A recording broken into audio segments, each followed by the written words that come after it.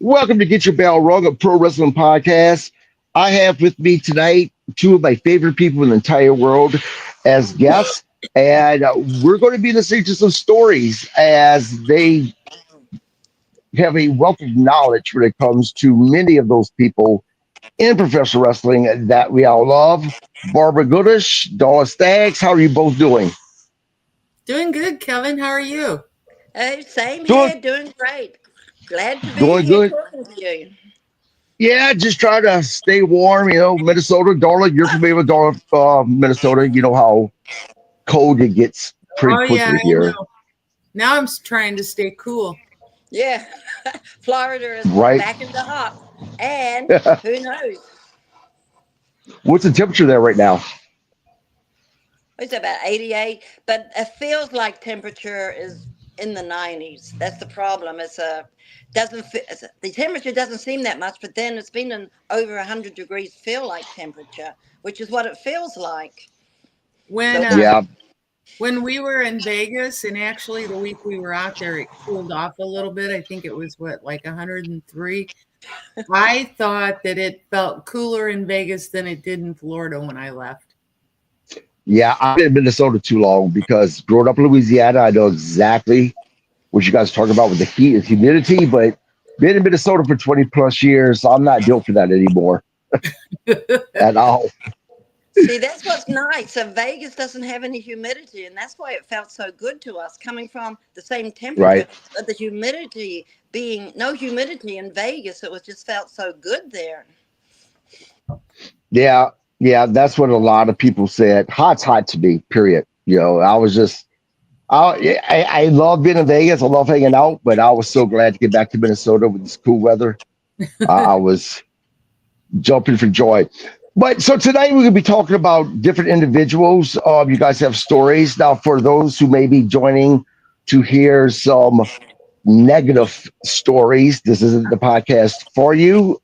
There's enough crap in this world that I don't want to be part of putting out that negativity in this world. So we're going to be talking and listening to some fun stories. Hulk Hogan, who we just lost, is on the list of people we're going to talk about. So I want to save him for last, just because of how recent he passed and what he meant to the business.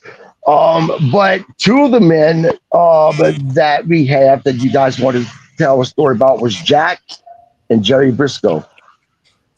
Darla, you take it. Well, Jack was he was the very first wrestler that I ever met and became friends with. And that was in September of 1974. And at the time, Jack was, I'm not sure if he was the NWA champion yet or not. But anyway, he worked St. Louis extremely. He was here a lot. And Jack and I became friends.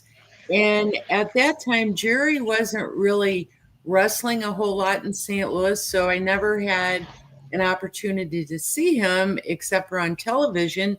But I always had this huge crush on Jerry Briscoe. And if he's watching, I still have that crush on him, but he already knows that. And anyway, whenever Jack, I would see him, I would ask him, I'd say, "Hi, Jack, how's Jerry?" And he said to me one day, he said, "Darla," he said, "I'm the champion." He said, "Did you ever stop and think maybe you should say, 'Hi, Jack, how are you doing?' and then ask me about my brother?" So, so I finally met Jerry in February 3rd, 1980, in Kansas City at a big tag team tournament. Jack said he knew we were going down there for it, and he said, "If you pick us up at the airport, Darla, I'll make sure you meet my brother." So that was the first time I met Jerry, and I was in heaven sitting in the back seat of the car with him. But anyway, I didn't meet him again until 2005, and that was at the Hall of Fame in Iowa. And now, to this day, Jerry is one of my favorite men in the whole wide world. I talk to him on the phone once in a while. We'll be seeing him in October, and I'm a Briscoe fan all the way and always will be, but most of all, it's nice to be considered a friend of theirs, and I love them. Now, did you ever go to any of the AWA shows that they had? Yes, but they never worked for the AWA. Oh, I'm sorry. You're right. You're right. I thought they did. They worked for I know that they were with the WWF for a while, right? And they were with Um, Crockett. and Crockett, yeah, Crockett Promotions. That's it. For some reason, Briscoe and AWA just for whatever reason stuck in my head. And you want to Don't know know why. why they never worked in AWA? This is crazy. Absolutely. So the story is that Vern thought they were too small, so he never worked him in AWA. And you know what? No, Jack and Jerry weren't big guys, but Right. they his son wasn't no big guy either. No, Greg, no, not at all. But God, yeah, like the big boys. I mean, he had Hogan there, and I mean Scott Hall was there at one time. So yeah, he really liked the bigger men. Um, how often were you able to see them in action, the Um, Briscoes? well, Jack I saw in action, oh gosh, in the 70s and early 80s, probably.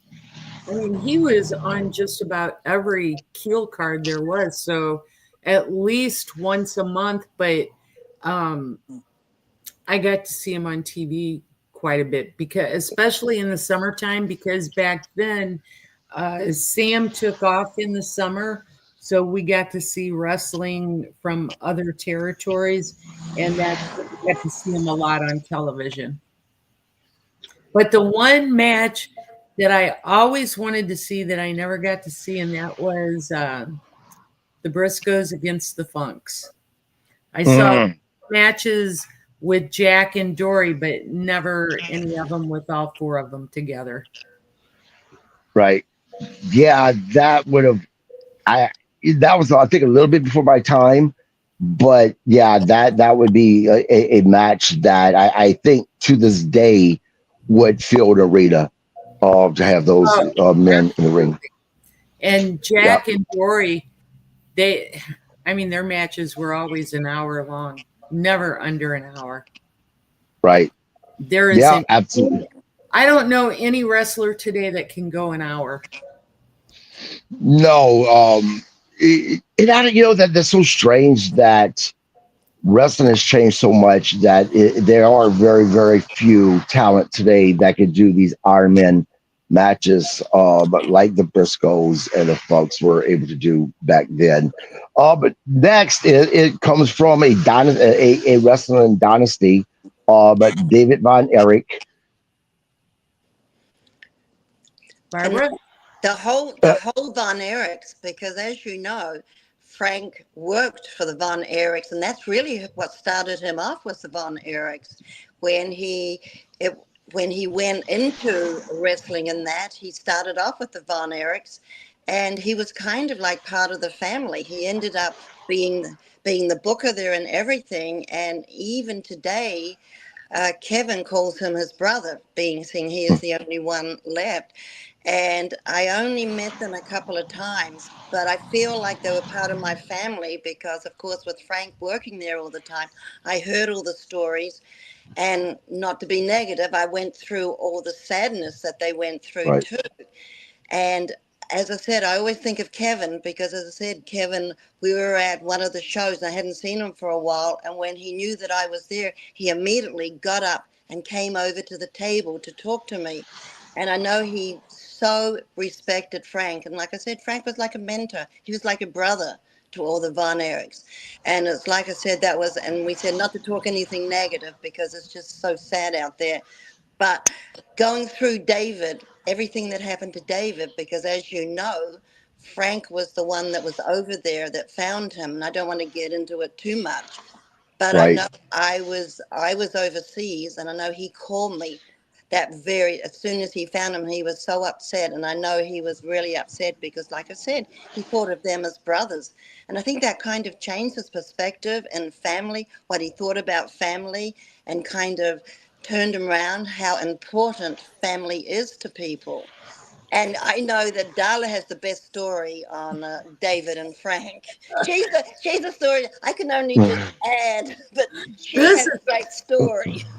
this is why I why I wanted David. So I was never, it's kind of funny because I'm probably the only girl in St. Louis that was not a Von Erich fan because they were hot in St. Louis. But for Right. some reason, I just never was a fan. But I was friends with David. So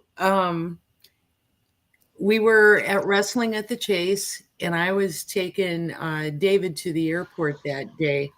And we got in the car, and he says, Darla, he says, there's a guy that's going to the same city with me. He said, do you mind taking him to the airport? And I said, no, I don't care. And he said, well, could you pull down the street because we really shouldn't be seen together because, it was still kayfabe. Right. And I said, no problem. So I pulled down the street, and I'm sitting there, and I'm like, I wonder who's coming. And I'm looking in the rear view mirror, and all of a sudden I see out, here comes Frank. Now, this was the first time that Frank had been in St. Louis, and he was brought in to be a huge heel. However, it didn't go over in St. Louis with him being a heel. I mean, he still wrestled as a heel, but he was a good guy from the first moment he stepped into the ring. He was just a crazy good guy.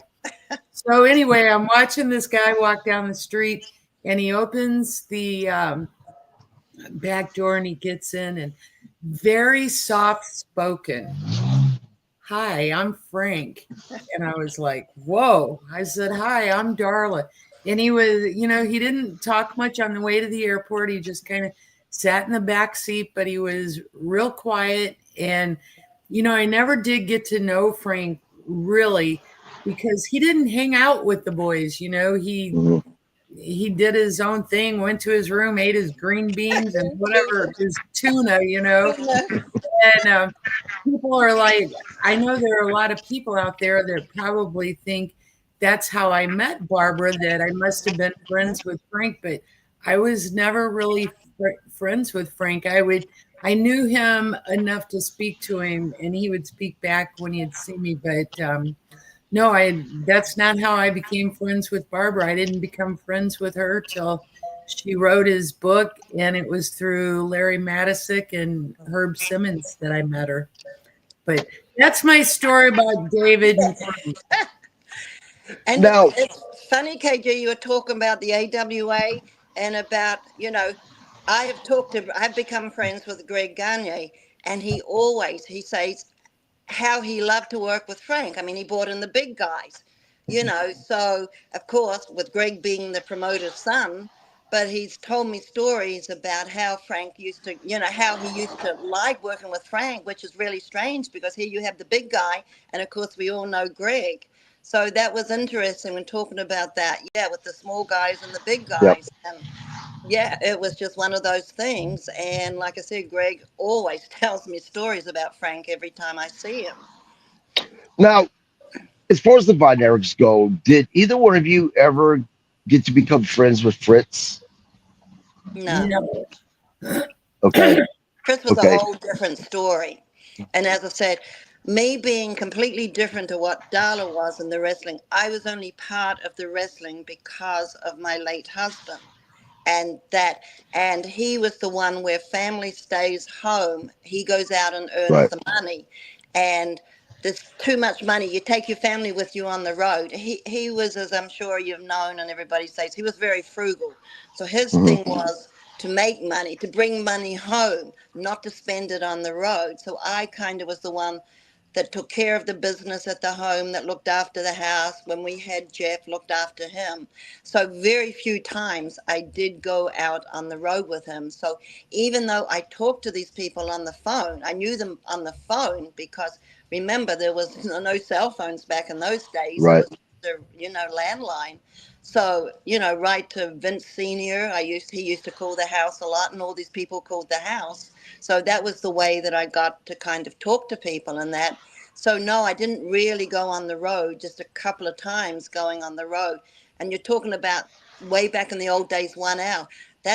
There's another match that people still talk about today, is when Frank and Ric Flair went 1 hour. Was that in, where was that? That was in St. Louis, if That I was St. Louis. yeah, and that was in St. Louis, that people couldn't believe that Frank could actually go 1 hour with anybody, because he would just get in the ring and go crazy and get out of the ring. But the Japanese were filming that match. Yep. So, and the Japanese wrestling is so much different than what it is in the United States. Right. Now, speaking of your husband, and this is for you, Barbara. Do you have a favorite story about Bruiser? Well, I guess it's not a wrestling story, so is it okay? It It's fine. doesn't, Yeah, yeah, absolutely. it doesn't. I think one of my favorite stories was, this was just before everything happened. It was the school holidays, I and knew you were going to tell this. I love it. because it's my favorite story, it's one, and I think because it just happened a few weeks before everything, the bad stuff happened. So that's a memory. It was such a good memory that stays in my mind, that we had a good memory like this. Not for him, but for us. It was Right. just something to see him as dad. You know what I mean? We went to Six Flags. Well, Six Flags is in Texas, and Mhm. of course Frank was very well known in Texas, and it was called. Can I've forgotten what the ride was called. Oh, Tidal Wave. What it was, you got in there, you went up a huge, big, tall. You stopped at the top, and then it comes, and then anybody on the bridge underneath, you got wet. That's why it was called Tidal Wave. Well, like I've told people, which people didn't really know, Frank was afraid of heights. Nobody would even think that, with Mm, the way he is on top of the cage and that. He just had a little fear that he didn't want people to know that he was kind of, well, I wanted him and his son, because as I said, it was the school holidays, and I wanted him and his son to have an experience. So I stayed behind, and the two of them went on this ride. Well, they went. I could see them. Frank was kind of trying to be real cool, and of course it could go up, up, up, up, up, up, up. They're at the very top, and then nothing. It didn't come down. And I went, uh-oh, what's going on?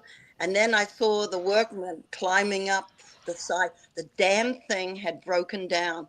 And here's Frank up there with all these people that know him, because they're all in one of those, like about 12, 14 people all together in those little things that go up. And I know, and it took forever. And then they finally fixed it, and here it was, comes down. Well, Frank was white when he got off that ride, because he was trying to be so brave. Here he is with his son. Here he is.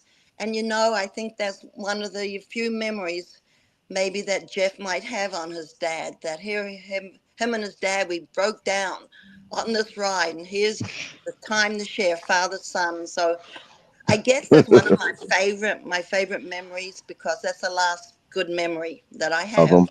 Yeah, that I Yeah. have of him. And it just was a family situation. But just watching him come down and being white, and didn't want to show his son that he was a little scared.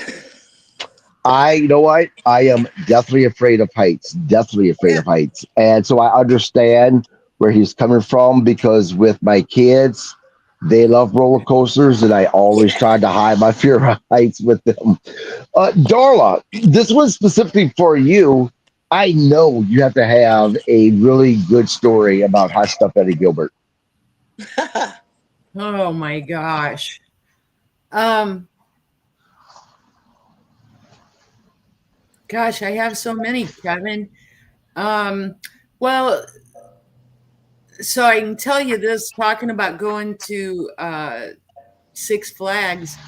I went one time with Eddie to Worlds of Fun in Kansas City, which was the same thing. And Kansas City. It was just a different name.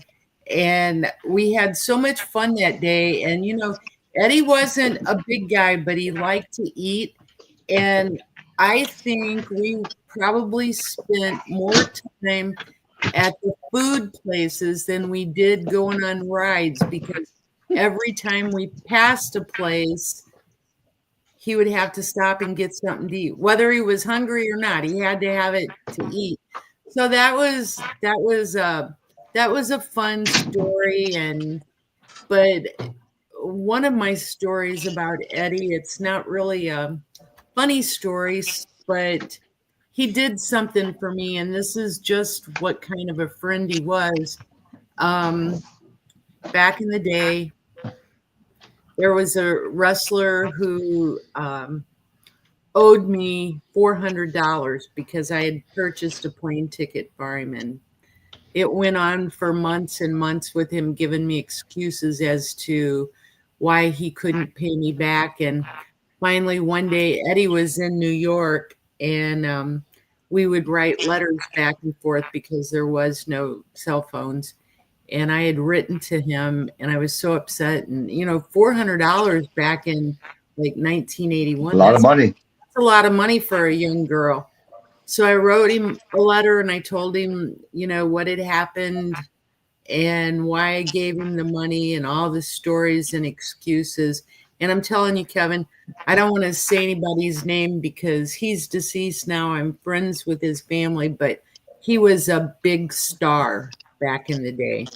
And so anyway, Eddie contacted the guy he was working for at the office, and they contacted me, and the office finally paid me my money back after this guy just kept giving excuses. But, not who. Okay, so what wrestler do you know would take up for a fan rather than take the side of one of his coworkers? And that's just how Eddie was. He was your friend. He would do anything for you. So, yeah, gosh, I miss him. Yeah, Eddie was he was good shit. I mean, he really was. I obviously I didn't know the man personally, but I haven't anyone that I talk to or ask questions about hot stuff Eddie Gilbert, I haven't had anyone ever say one bad thing about him. He was definitely someone that I consider ahead of his time. And I think that if his life didn't end so early, I think that he would absolutely be in the same conversation with so many of those legendary wrestlers that went on to change the sport. I really do. The next person on the list was Stan Hansen, I believe. Take it, Barbara.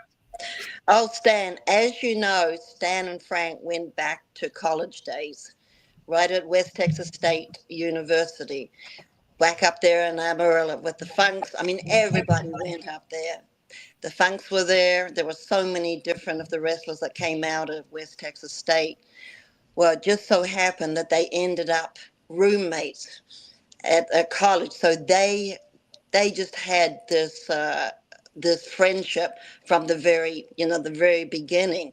And as I said, then getting into the wrestling and everything.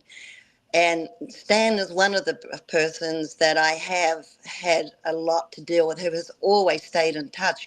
Because after everything happened, I really was out of the wrestling scene for so long until right back, writing the book, as Darla said, getting back into it, Frank getting awards. And then all of a sudden, I found my wrestling family, which was probably one of the best things that ever happened to me because I was so far out of it.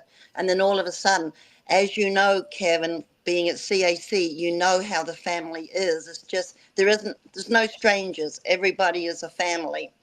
So, and the thing is, when after everything happened, before that, I mean, sometimes they would work with Paul Bosch in Houston. And then I'd get a phone call. If the show finished early and there was a Southwest flight from Houston to San Antonio, I'd get a phone call. Put some food on. I've got company. and he would arrive. Stan would come and stay the night. So I'm midnight, 1 o'clock in the morning, cooking and feeding the two of them until they went on. And then also after everything, Stan took Jeff down. Jeff would go down to Stan's place in the school holidays, and they'd go on a magical mystery tour. They'd go on this tour and everything. And I felt sorry the first time, because I forget how old Jeff must have been, 7, 8, 9, 10 or something like that. You know, it's really hard. You put your son on a plane for the first time to go somewhere, and it's like, as a parent, it's like, wow. After he got there, Stan called me, and I could tell by his voice that something was wrong. And I went, I said, what? He said, well, I picked Jeff up, took him to the house. He went to pet the dog, and the dog bit him. But he was fine. He was fine. That was an adventure. So that is one of the nicest things, that Stan has always stayed in contact. And what a friendship those two had. Well, look at the friendship in Japan. I mean, the matches, people still talk about, Frank and Stan. So Right.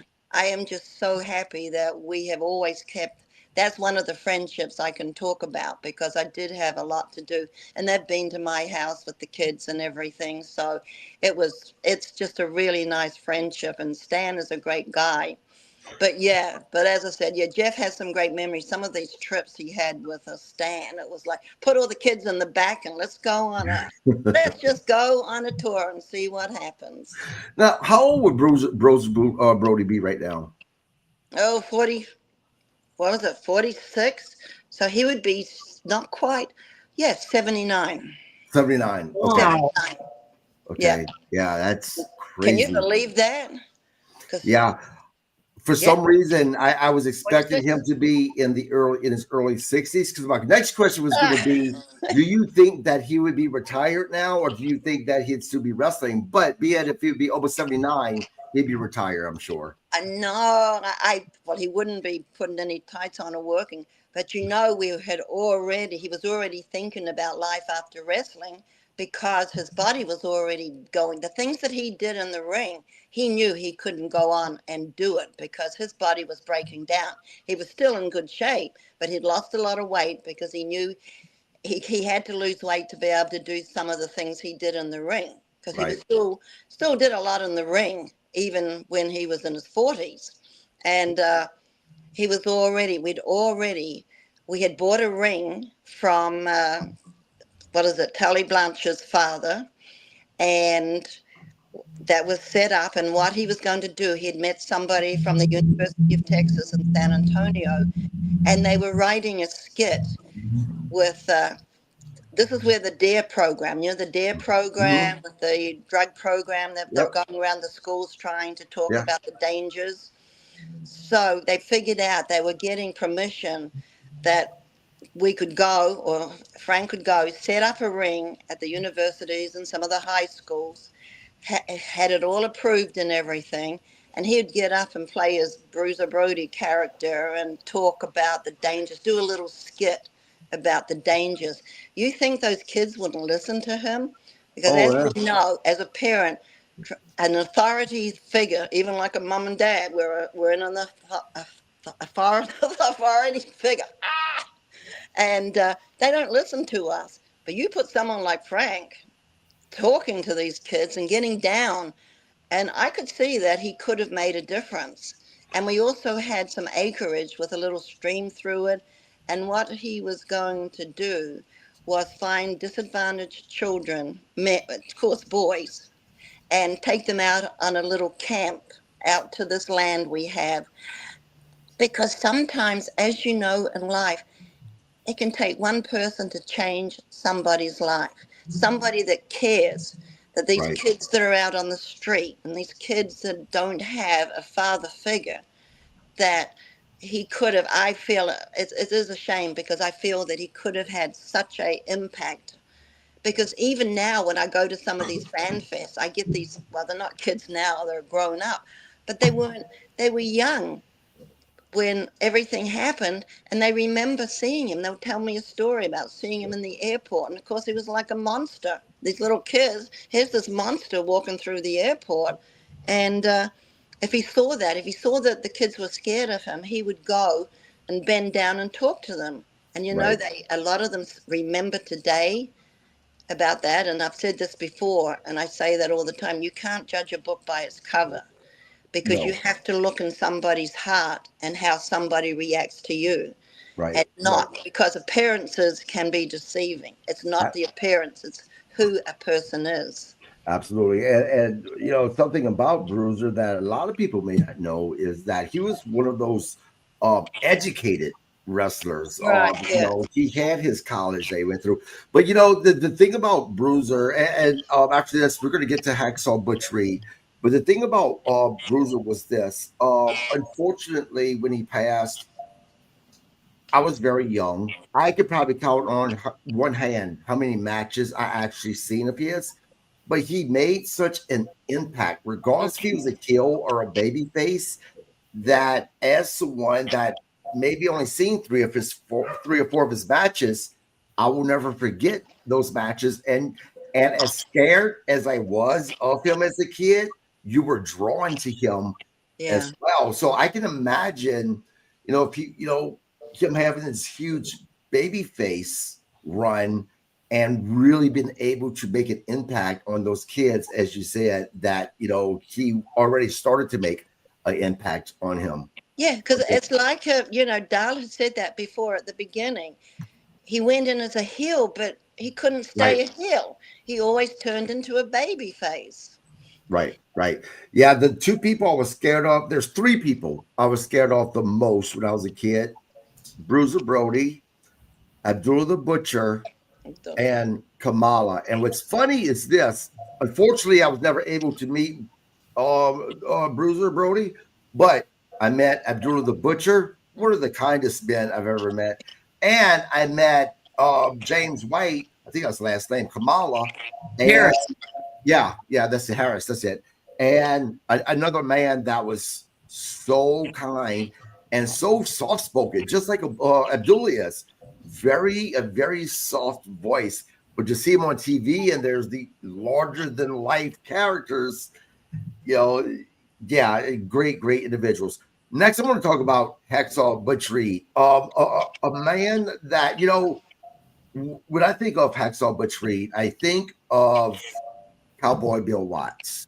There was always accusations that Bill Watts, he was so racist, but yet the top stars in Mid-South Wrestling when they were wrestling for him was the Junkyard Dog, a black man, Hacksaw Butch Reed, another black man, which by the way, Bill Watts put the title on him.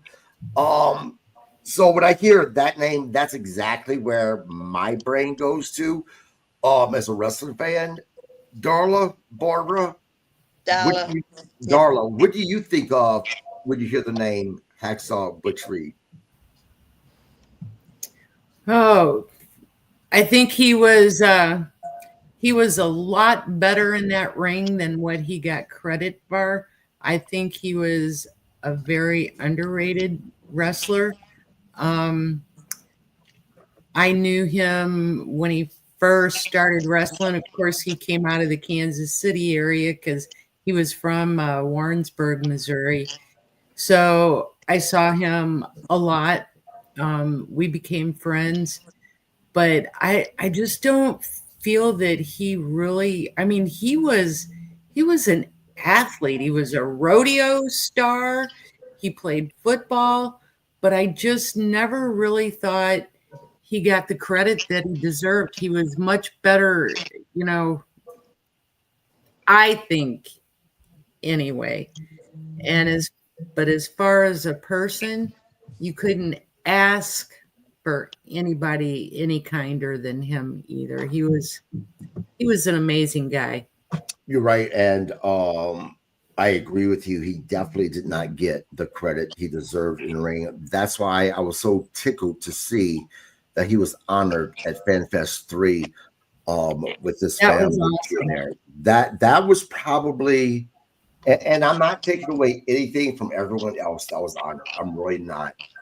That was probably my favorite person to be honored, just because of exactly what you said.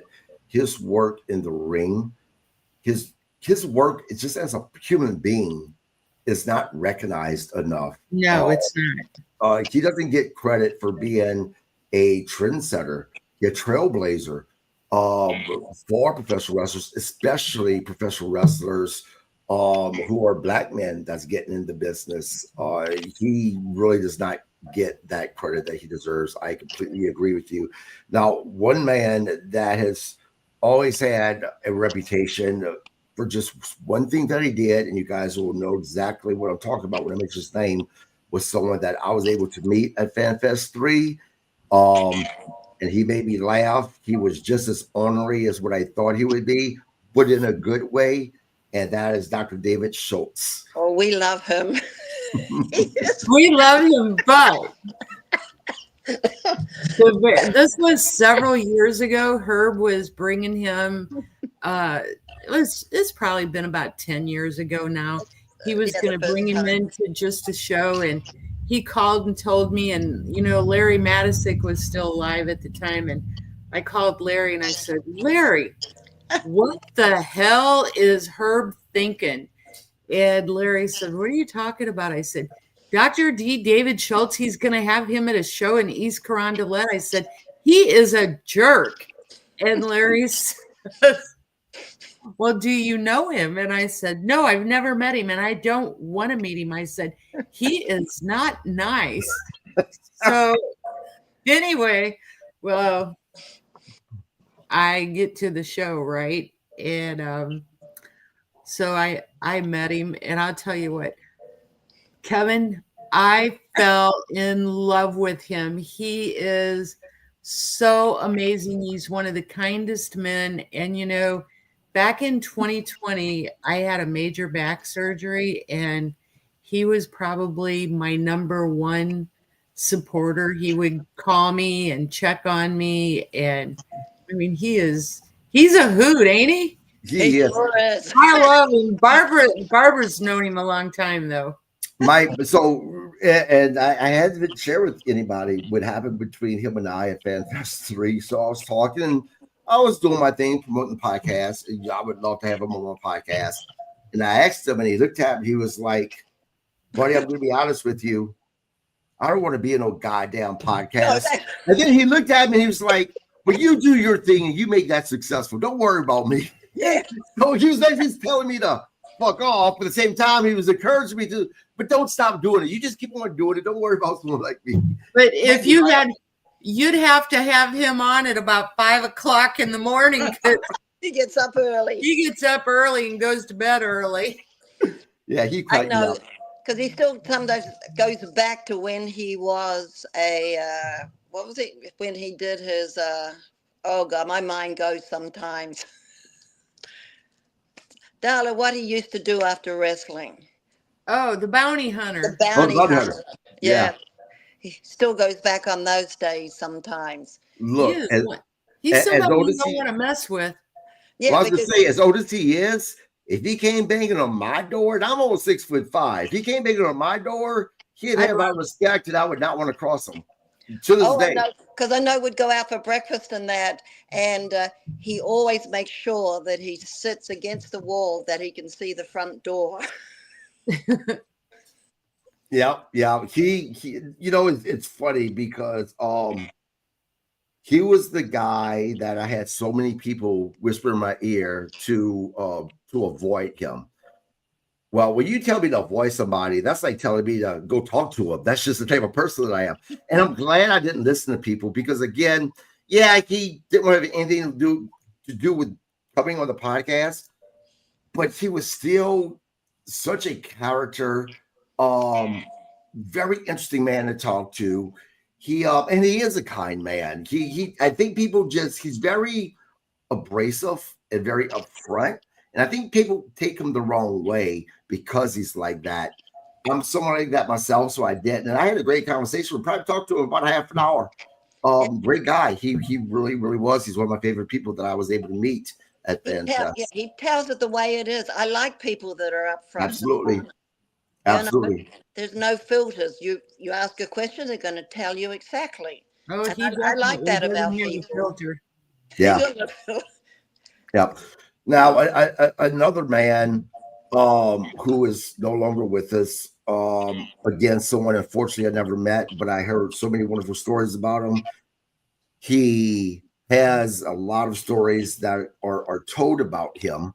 And of course, I'm talking about Andre the Giant. I know. As I said, I met Andre when I met Frank because he was over in Australia in Sydney at the same time that I was working in the hotel, and he's another one. People could not believe how big he was, and the funny thing was how much we just couldn't believe how much he ate for breakfast, and then he would give us his clothes to clean, to dry clean and everything. And there's like about 3, 4 people would stand in front of his pants. And I think the strangest thing was you have to remember Australia, this is now in the 70s, the late 70s, 78, 77, 78. And we've always had small cars over in that part of the world. Our petrol, which is called gas over here, has always been expensive. So we never had big cars. You know, there were little tiny cars. Because I know we always used to look at America and see all these huge big cars and just say, wow, you know. But to see Andre, when they came to pick him up, to see him trying to push him into these little small cars was, I wish I had a camera back. I wish there were cell phones and cameras back in those days because we would sit there and say, are they going to get him in there? Oh, yeah. Oh, look at that. So, yeah, he was, as I said, I'm glad I got to meet him. And I'm glad I've got that. It was just a short time. But like I said, that is the same time that I met Frank when I met Andre. Right. Right. Now, you get the documentary they did, it was absolutely great. I really encourage those who haven't seen it to go watch it. But it was also heartbreaking because, and this is the part that really kind of resonated with me for whatever reason, when they were saying that a lot of the wrestlers, you know, in the airports, they can figure out a way to kind of hide or disguise themselves from time to time if they don't want to meet a bunch of people. Andre the Giant was such a big guy that he wasn't able to. He just basically had to deal with all of the fans rushing him and you know him being uncomfortable on the plane and the awkwardness of when he had to use the bathroom and stuff like that. Uh, but again, he was known for also being very kind as well. Now, did Frank and Andre, did they ever meet in the ring? Yes. Did they? I'd never seen a match between Yeah, I those don't know two. whether they are, but yeah, they had several matches together. Yes, they did. I'm at the YouTube that because I can imagine having both of those guys in the ring. The most amazing thing that I've seen Andre the Giant do, and it just came out over social media for whatever reason, was he actually got on the top rope in a cage match and landed on Big John Studd. And to see a guy that size coming off the rope, that is just absolutely incredible. That's funny. Big John Studd. That's another one that was a friend of Frank's that he's been to my house and everything too. So yeah, Big John. And there's another one, rest in peace. I mean, it's, you know, when you talk about people and it's like you realize how many that you know that are no longer, you know, with us anymore. But he was a really nice guy too, I remember. And like I said, he was a friend of Frank's as well. Yeah. Well, you know, they believe in kayfabe so much so that Yeah. people to this day believe that Big John Studd and Andre the Giant hated one another, when in reality they didn't. They were friends. So, and you know, we just got back, I say just 3 weeks ago, from the 59th annual CAC reunion. And one of the things that really just pulled on those heartstrings was during the award ceremony. It was the first night, and they played that beautiful package, the video package of all those who have passed within the past year or so. And I was sitting right near the Cuban assassin and Bushwhacker Luke. And to see these two guys that, again, you see on TV, larger than life, huge characters, right? Just sobbing and crying. Oh, man, that just kind of pulled the heartstrings at that point. Next, let's talk about, and I know you guys kind of mentioned them, but Dory and Terry Funk. Oh, so I knew both of them. Well, I still know Dory, but Terry, God bless him. Terry was just, I always told him he was my hero, but in the ring, Dory was always the scientific guy, and Terry was always the crazy brawler, the asshole, whatever you want to call him. But I'll tell you what, he was the most fun guy to ever be around. But I mean, they were just, even outside of the ring, Dory and Terry, they were just so different. They were, Dory's kind of quiet, and Terry was always loud and rowdy and obnoxious. And what you saw Terry in the ring and in these movies that he did, that was just how Terry was in real life. That was just Terry. But and they both were good NWA champions. They just had a different style about them. I was always more for in my younger days, more for the scientific wrestling. But I don't know, there was something about Terry, watching him in the ring. I loved it. He was excitement. Yeah. So let me tell you about my story about Dory Funk. What was second? I'm getting a lot of feedback, so I'm gonna mute you guys' mic while talking. I'm not sure why. I don't think Florida and Minnesota internet gets along, because anytime you guys are on, I get feedback unless I mute you when I'm talking. But so FanFest, hadn't been doing a podcast too long, so the last thing I wanted to do was come across as this mark and get on the bad side of the wrestlers that were there, and then my chances for ever having a successful podcast is completely gone, right? So I get there. It's one of the first people there, and Herb and Dory get there as well. And I realized I was Dory Funk. Now, Bob Cook absolutely loves Terry Funk. Very good friends with them. Very good friends with Dory as well. So I asked Mr. Dory, I said, can I take a picture with you just to send to Bob Cook? Won't put it anywhere online or nothing like that, right? And he's like, sure. But I made a mistake, because after they took the picture, I realized I didn't ask his wife. And let me tell you, she jumped all over me about that. Now, Mr. Hurt talked to her and told her exactly who I was. He reinforced Kevin's not going to be putting this online, because you get charged to take pictures with a legend like this. This is their living, right? But I didn't even think about that. And he's like, he just wants to send it to Bob. She actually apologized to me. She was like, you know what? I should have asked you who you were first. She's like, I apologize. I went, no, I apologize, because I should have asked and made sure you guys knew who I was first.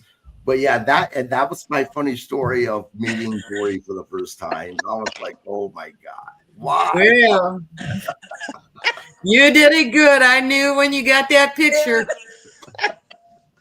We know. You hear a lot of bad things about Marty, but Marty has always been very, very kind to me. I love Marty. Me too. Never had any problem with it. But like you said, that is their livelihood. Absolutely. And like I said, she apologized to me, and she was kind to me after that. but most of all, she's protective of her husband, and she Oh, should be. absolutely, she is. And that's a good thing. I got it. I understood it. I No, didn't get offended. I was more mad at myself for not asking Miss Marty first, and just asking Dory. But I did delete the picture right as soon as I sent it to Bob. I deleted it because I knew better. And I will tell you this, if it wasn't for Marty, I'm not quite so sure that Dory would still be with us. I totally agree with you He there. does take very good care of him. Because he needs somebody. And yes, I totally agree with you, Darla. That's exactly what I feel too. Yeah, and you can tell that. I tell you what, if there was one woman that you could just look at and tell how much she loves her husband, that's Marty. Sure. Yeah. Oh yeah. She's, and good for her. My wife's protective over me, and I hope whenever I'm at that age that she's the same way. Because, like you said, that's their livelihood. She didn't know me from Jack. She had no idea if I was going to post on social media. I got a free picture. Woo-hoo. Yeah, I know. Hey, you know what? I'm friends with her and Dory, and I don't even ask for a picture. Me neither. I've had enough pictures. I mean, we do have pictures. Yeah, I do have pictures. A couple of pictures with other people with Dory and Marty and fanfare. So she got it. We took pictures. No, I sent it to Bob Cook, like I said I was, and then I hit delete because I didn't want anyone to find it on my phone in case I lost my phone. None of that stuff. No, it's fine. Because the last thing I want is Miss Marty knocking on my door with Dr. David Schultz coming to kick my butt. Oh, that's funny. Next is Rick Martel. Barbara, you want to go first, or you want me to? I have a short one. You've got the long one. Rick Martel was another person that I met at the same time that I met Frank. I got to meet so many of these people the same time that I happened to meet Frank, and Rick Martel was one of them. And all I can say, he was a very, very nice gentleman, was very polite, and I'm glad I got to meet him. And now I'll put him over to Darla. Yes, Rick was super nice, always polite. I met him when he was working for Vern in the AWA. Of course, Vern was part owner of St. Louis, so Sam used a lot of the AWA guys. And so Rick was coming into St. Louis, and his time in the AWA, he was probably on just about every St. Louis card during that time. And so I was introduced to him by one of our photographers who knew him, and started out giving him a ride to the airport. And then he had my number, and he'd call and let me know when he was coming in. I'd pick him up. We'd go have dinner and stuff. But he was always very kind, very polite. I mean, you couldn't ask for anybody with more manners even than him. But then I hadn't seen him since the early 80s. And he was honored in 2011 by Cauliflower Alley. And it just so happened that they also honored the Gilberts that year. And I kept telling the guy that was running things, I said, it can't get any better than this. I got Rick Martel and Tommy and Doug and Eddie Gilbert. They're all getting honored. Doug and Tommy's going to be there. And I said, it can't get any better than this. Well, it did get better because that was the year that they also surprised me with the Friendship Award. So it did get better. But back to Rick Martel, when I saw him there, I hadn't seen him since the early 80s. And, I was so excited to see him. And I had lost a lot of weight since he had seen me. So I had to tell him who I was. And he said to me, "Oh, Darla," he said, "it's so good to see you." He said, "You were always my best friend in St. Louis." And, stuff like that. People say, you're just giving them a ride to the airport. They're just using you. But when they say stuff like that, that to me, that meant that he appreciated what I did for him back then. So he was just like Barbara said, he was always so kind and never had a harsh word to say about anybody. And I will tell you, I didn't get a chance to speak when you were talking about Andre, but Martel, he introduced me to Andre the Giant, and Andre needed a ride to the Marriott one night with us. And I had a 78 Buick LeSabre. Well, let me tell you something. Andre didn't fit in big cars any easier than he fit in little cars. I'm telling you. When I looked through my rear view mirror, all I saw was Andre. And my dad, so when I got home, I had to tell my mom and dad, oh, I took Andre the Giant in the car. Well, my dad would drive my car to where his job was. He worked for a Buick dealership, no less. And he told me, he said, that car wasn't riding right. He said, your friend Andre the Giant busted the shocks in your car and I had to pay for it. So that's my Andre story.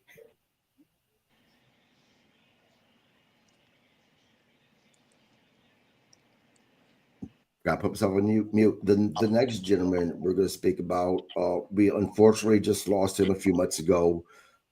He was a man that changed professional wrestling not once, but twice. Someone that was greatly loved by so many people, including myself. And of course, I'm talking about Hulk Hogan, Barbara, Darla. I've got a short one too. Then I know Darla has a lot more. I said I never got a chance to meet him, but I know that's the one match that everybody wanted was Beauty and the Beast, which was Frank versus Hulk. It never happened, but that would have been a great match. Darla knew him personally. I did know Terry, and I still can't believe he's gone, but I have to think he's in a much better place than what we are. But I actually met him through Rick Martel again when Hulk was working in the AWA, and he also worked in St. Louis a lot, and I would pick him up, and we would go to the gym. We'd go out to have dinner when he and Linda, they hadn't been dating but just a few months, and he brought her to St. Louis, and she didn't go to the matches. She stayed at the hotel. So after the matches, when I took him back to the hotel, he took me up to his room so I could meet Linda. She was very nice, and they got married. They were happy for a whole lot of years, but he was another one that he was always so friendly, so kind. He appreciated everything. And it was really weird because I hadn't seen him again since the early 80s. And I was talking to Brian one day, Brian Blair, on the phone, because, they were best friends. And Brian told me, he says, yeah, he said, the Hulkster's coming over to my house tomorrow. And I said, oh, Brian, I said, tell him that Darla from St. Louis said hello. I said, he probably won't remember me, but just tell him I said hello. Brian says, you'd be surprised. He's got a great memory. So the next day, Terry goes over to Brian's, and Brian calls me. And this was right before I moved to Florida. And so Brian calls me and he says, Darla, he says, I got somebody on the phone. They want to speak to you. And I got on the phone and he says, who am I speaking with? And I said, and he sounded just like he always did. I said, this is Darla from St. Louis.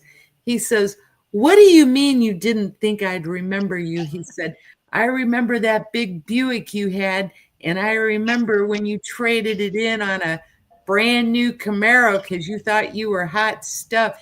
He said, did I ever tell you I hated that car?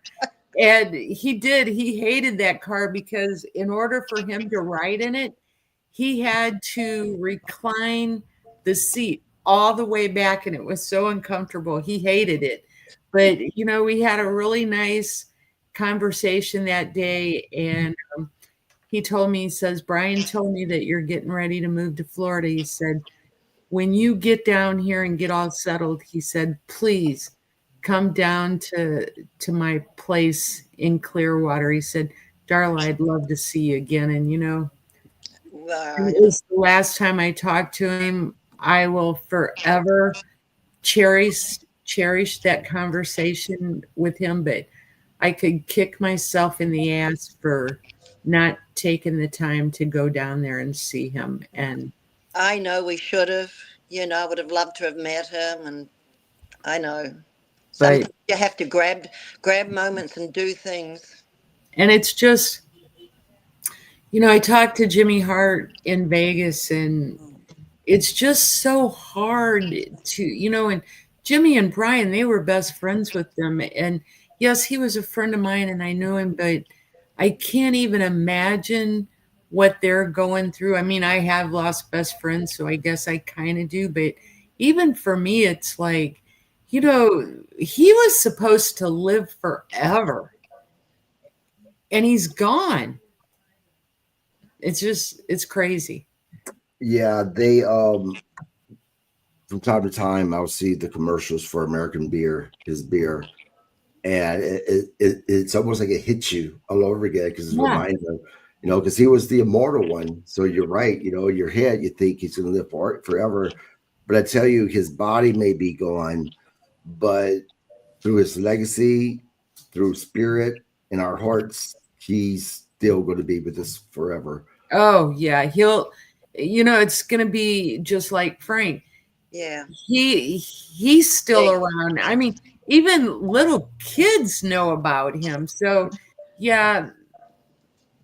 He will be. He left a legacy too, just like Frank. He'll be remembered forever. And I'll tell you what, and I'm proud of it. I will always be a Hulkamaniac. Yeah, weirdly enough, well, not weirdly, but when I was a kid, I wasn't a Hulk Hogan fan, only because I was such an NWA kid. Ric Flair was my guy. I didn't, I briefly was introduced to WWF, just wasn't my cup of tea, just because I was so accustomed to the ways of the NWA, the Mid-South Wrestling, the Georgia Championship Wrestling. It was in the 90s whenever I became a huge Hogan fan, when he turned heel, the whole NWO thing. And of course, as you grow older, you realize what certain people did for the sport that you love so much. So obviously my love for him grew even more just because of that. But yeah, I mean, those boots will never be replaced. Hogan will always be the one and only Hulk Hogan. Now, two more stories, and these are the two that I've been wanting to hear. And those two stories, Barbara, I want you to tell me your favorite story about Darla. And then Darla, I want you to tell me about your favorite story about Barbara. Well, I think one of my favorite stories, it was at a Southwest SWIC match way back. We just got to know each other, and I still just met Darla a little bit, and I love her. And they were having cage matches, and the cage was sitting outside. We got in the cage each. And I always remember being in that cage and said, now this girl has a sense of humor. What am I doing in a damn cage? It was like it wasn't your big cage, around the ring. It was like a little dog cage. It was like a dog cage. Or anything. Oh my God, we both have pictures. That was pretty hilarious. Yeah. So this doesn't necessarily have to be a funny story, though, right? Nope, it is story. It is story. So some of my most memorable, I mean, all my moments with Barbara are memorable, but Barbara only had one child. She doesn't have any grandchildren, and she absolutely adores little kids. I mean, little kids and dogs. And everywhere we go, when she sees little kids, I mean, it's just like she's so in love with them. Well, when she goes to St. Louis every year in May, she always tries to go in a day or two early because she's become part of my family, even outside of wrestling. She knows my sisters, she knows my nieces, my nephews, the greats, and she loves getting together with them. So I think I have now, what do I have, Barbara? 5 great nieces and Yeah, nephews? every 5 year or there's a new one. There's a new one coming. Yeah, So 5 or look 6 forward of to them. it. There's a new baby. So we always do something with my family, and we'll get together, all of us over at my sister's house, and all the kids come over, and it's just a joy to get to sit there and watch Barbara with my little ones and how much they adore her and love her, and she loves them, and we all love Barbara. Thank you. I do. That's my highlight every year, is to go to St. Louis before the event and spend time with your family, because I feel like not having really any family over here at all. I have some of Frank's family, but really there's only not even a handful that I know. And then to go into a family situation of Darla's family, and that's my one thing I look forward to every year. And like I said, every year I go, there's another baby. I love it. Yeah, we've kind of adopted her into our family. Well, I tell you, there's not enough. An hour is not enough to have just one of you, much less both of you on. I love talking to both of you. My wife loves it. I know, where's she at? She refuses to get on camera. Oh.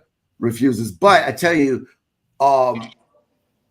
she looks forward to, she's not a wrestling fan, but the one thing she always gets excited about is to be able to see you both and to hang out and talk to you guys whenever we see one another. Our house is always open to both of you. Barbara, my kids are all grown now, but we have 3 puppies, 3 Aussies that are puppies. Oh, I love Aussies too. Hey, but yeah, always come to Minnesota. I was telling Darla, you guys need to come in August during the state fair. Yeah, I love the state fair. Yep, it's good times here. Everything fried, not a stick.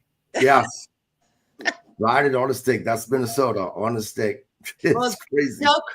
Tell Krista next year in Vegas she's gonna get to hang out with us more, because I'm gonna put her to work. I was just gonna say that. Do it. She's great at. She's gonna kill me for saying this, but she's great at organizing stuff and. Yeah. Put it to work. But thank you both for coming on. I'm sure there's so much more we can talk about. Yeah, thanks for having us. It was so nice to see the both of you. Well, I see Darla. I'll be seeing her tomorrow night. But it was so nice to see you. And it was so nice hanging out with you and your wife in Vegas and meeting you in St. Louis. That was great. Absolutely. Be looking forward to seeing you. I love your Marty story. That is just awesome. I knew what you were going to say. It was like, we know Marty. And this is why people, although I know that was Fan Fest, but that's why, people need to join the CAC, because you get to meet so many people. Mm-hmm. And if it wasn't for her, and even the CAC, in a way, I would have never become friends with both of you. And the CAC is such a great nonprofit organization. Exactly. If you're a wrestling fan, it's an organization that you can take pride that your money will go to helping one of the athletes that that performs a sport we love. And as a professional wrestler, you should join, because it's literally like investing into yourself if you fall on bad times or if you get hurt. I mean, it's out there. So I am looking forward to the 60th annual Woo! ABC. I can only imagine if the 59th was this good. I can only imagine how big the 60th reunion is going to be. I think you'll love it. Yes, I'm already counting down the months beforehand. I'm counting down to. I'm hoping the Herb is going to have Fest 4 in May. Cross my fingers. I'm counting down the time to that as well. But again, thank you both so much. We love you. And I'm sure we'll be talking soon, guys. In about 15 minutes. In about 15 minutes, Mark is going to be joining me. We're going to be doing the review of AEW Dynamite. Until then, you all have a great night. Bye. Thanks. Bye-bye. For now. Bye.